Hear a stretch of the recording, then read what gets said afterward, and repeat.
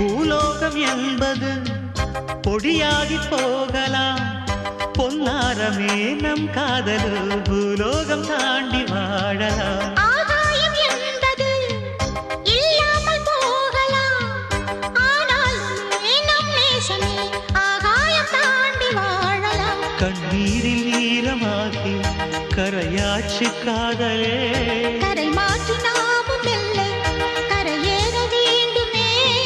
நாளை வரும் காலம் நம்மை